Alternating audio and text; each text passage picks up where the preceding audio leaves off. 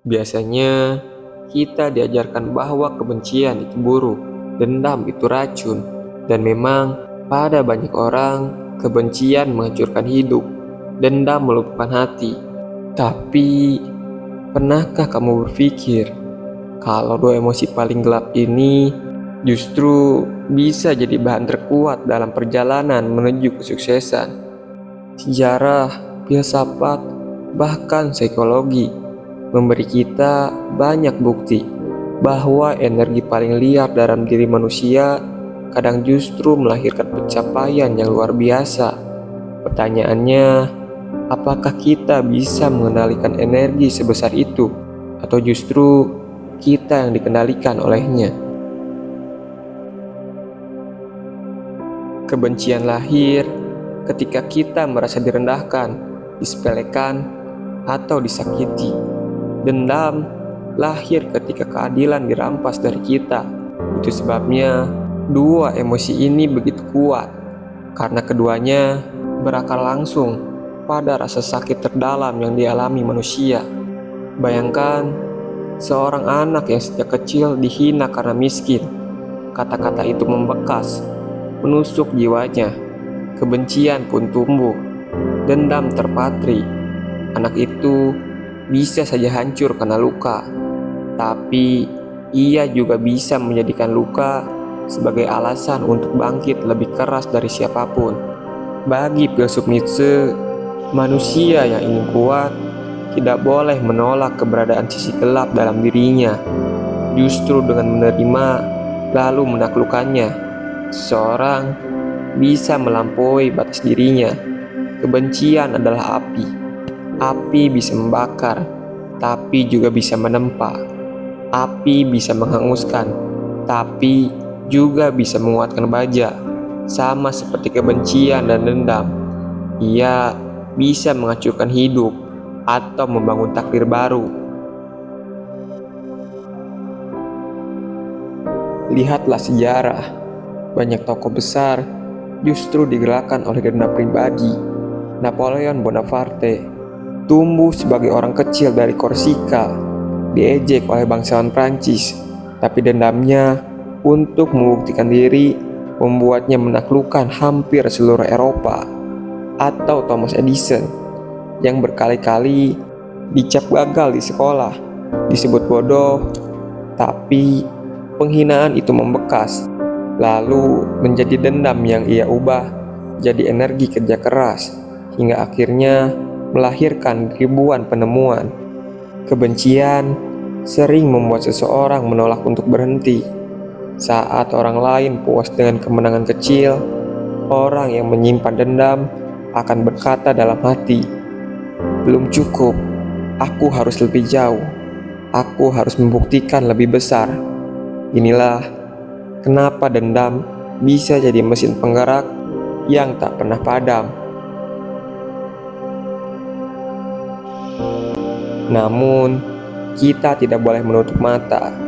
Kebencian dan dendam adalah pedang bermata dua. Kalau dibiarkan tanpa arah, ia akan menghabisi dirimu lebih dulu. Kita semua pernah dengar kisah orang yang terjebak dendam. Hidupnya hanya dipenuhi keinginan untuk membalas. Mereka mungkin mencapai sesuatu, tapi hati mereka hancur, hidup mereka pahit, bahkan tubuh mereka jatuh sakit. Itu karena mereka tidak menguasai energi itu, tapi malah dikendalikan olehnya. Disinilah kuncinya. Kendalikan, jangan dikendalikan.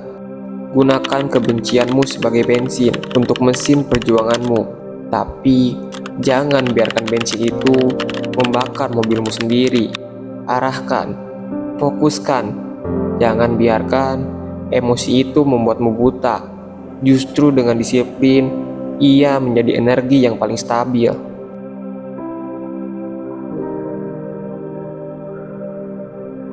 Dalam psikologi, ada konsep sublimasi, mengubah energi destruktif jadi sesuatu yang produktif.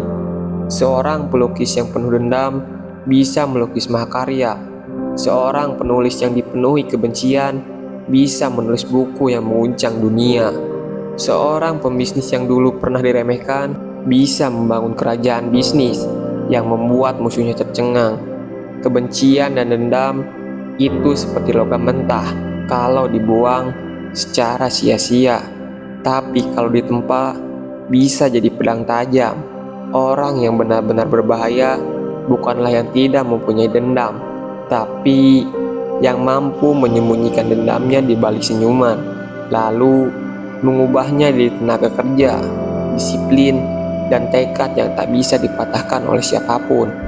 Itulah seni mengolah energi gelap, bukan malah menolaknya, bukan menekannya, tapi mengendalikannya. Seperti petarung yang tenang di dalam ring, marah tapi tidak meledak, penuh dendam tapi setiap pukulannya terukur. Itu kekuatan sejati. Pada akhirnya, kebencian dan dendam bukanlah musuh. Mereka hanyalah wajah lain dari cinta. Cinta terhadap diri sendiri, cinta terhadap harga diri yang pernah diinjak, cinta terhadap kehidupan yang layak diperjuangkan. Jika kita biarkan mereka liar, memang benar, mereka bisa menghanguskan jiwa. Namun, bila kita kendalikan, mereka bisa menjadi bara yang abadi, yang menjaga langkah kita tetap menyala meski dunia meremehkan. Ingat, orang yang hidup tanpa luka seringkali berjalan santai, tapi orang yang hidup dengan luka akan berlari tanpa henti. Karena ia tahu ada sesuatu yang harus dibuktikan, bukan hanya kepada dunia, tetapi kepada dirinya sendiri. Dan di sanalah letak kekuatan sejati, menjadikan rasa sakit sebagai alasan untuk bangkit, menjadikan dendam sebagai bahan bakar untuk terbang lebih tinggi dari siapapun yang pernah merendahkan kita. Sekarang, tanyakan pada dirimu, apakah kamu akan membiarkan luka itu menjadi rantai yang menahanmu, atau menjadikannya sayap yang membawamu ke puncak? Ingat wajah mereka yang meremehkanmu, ingat kata-kata yang menusuk hatimu, dan setiap kali kamu lelah, setiap kali ingin berhenti, biarkan kata-kata itu bergaung lagi di kepalamu, bukan untuk melemahkanmu, tapi untuk mengingatkanmu bahwa perjalanan belum selesai. Karena di ujung jalan tidak ada balas dendam yang lebih indah, tidak ada jawaban yang lebih lantang, selain berdiri tegak di puncak, menatap ke bawah, dan tersenyum tanpa perlu berkata apa-apa. Itulah seni balas dendam yang sesungguhnya, diam namun menggema.